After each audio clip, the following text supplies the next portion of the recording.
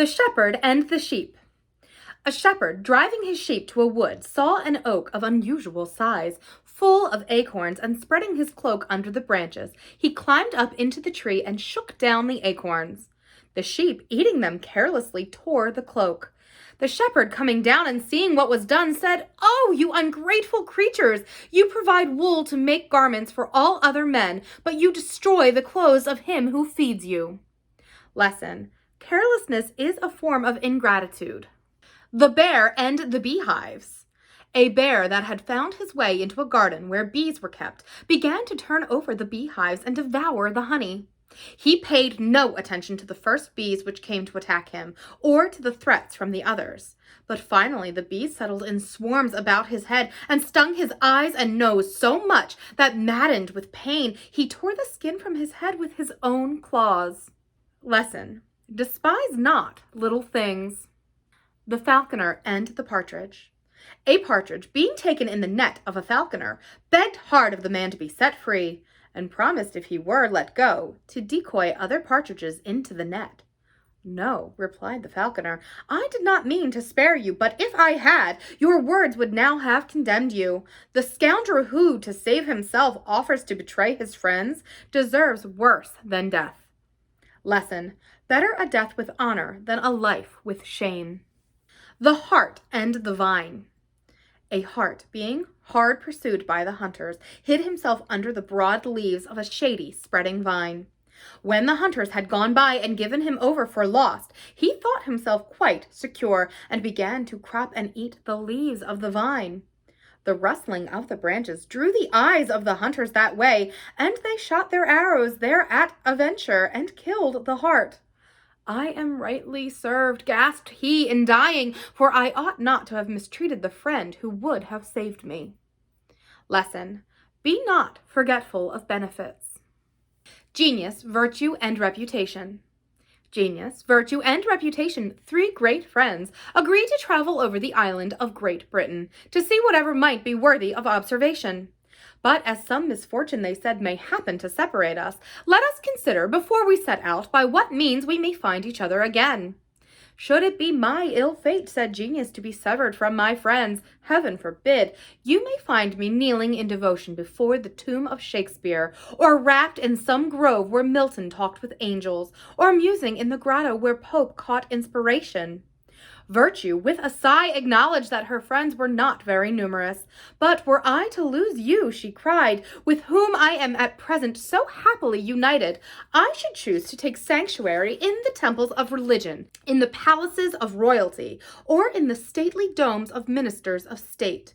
But as it may be my ill fortune to be there denied admittance, inquire for some cottage where contentment has a bower, and there you will certainly find me." "Ah, my dear friend," said Reputation very earnestly, "you, I perceive, when missing, may possibly be recovered, but take care, I entreat you, always to keep sight of me, for if I am once lost, I am never to be retrieved." Lesson: there are few things that can be so irreparably lost as reputation. The Cock and the Horses. A cock once got into a stable and went about nestling and scratching in the straw among the horses, who every now and then would stamp and fling out their heels. So the cock gravely set to work to admonish them. "Pray, my good friends, let us have a care," said he, "that we don't tread on one another." Lesson: disinterested counsel is rare. The Gardener and his Master. In the midst of a beautiful flower garden there was a large pond filled with carp, tench, perch, and other freshwater fish. It was also intended to water the garden.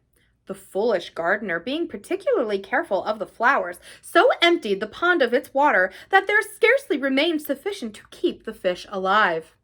His master, coming down to walk in the garden and seeing this mismanagement, scolded the gardener, saying, "Though I am very fond of flowers, I also like to regale myself with fish." The gardener, being a coarse, ignorant peasant, obeyed his master so precisely that he gave no water to the flowers, in order that the fish might have enough. Some time after, the master again visited his garden, and to his great mortification saw his beautiful flowers all dead or drooping. "You blockhead," he cried. "In the future, remember not to use so much water for flowers as to leave me without fish, nor yet be so liberal to the fish as to kill my beauteous blossoms." Lesson: moderation in everything is best.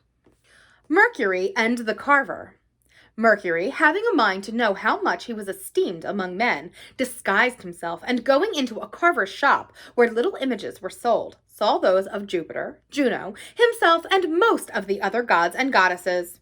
Pretending that he wanted to buy, he said to the carver, pointing to the figure of Jupiter, "What do you ask for that?"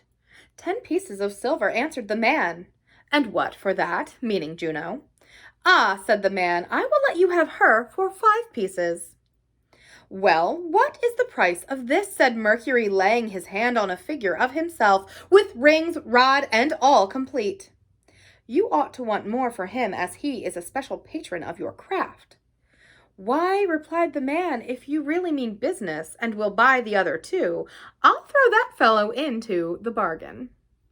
Lesson: a spy never learns good of himself. The Lion and the Hare. A lion came across a hare who lay fast asleep. He was just in the act of seizing her when a fine young hart trotted by, and he left the hare to follow him. The hare, scared by the noise, awoke and scudded away. The lion was not able after a long chase to catch the hart and returned to feed upon the hare. On finding that the hare had also run off, he said, "I am rightly served for having let go the food I had in my hand for the chance of obtaining more." Lesson: be content with an assured income. The Master and his Scholar. As a schoolmaster was walking upon the bank of a river not far from his school, he heard a cry as of someone in distress. Running to the side of the river, he saw one of his scholars in the water, hanging by the bough of a willow. The boy, it seems, had been learning to swim with corks, and fancying that he could now do without them, had thrown them aside.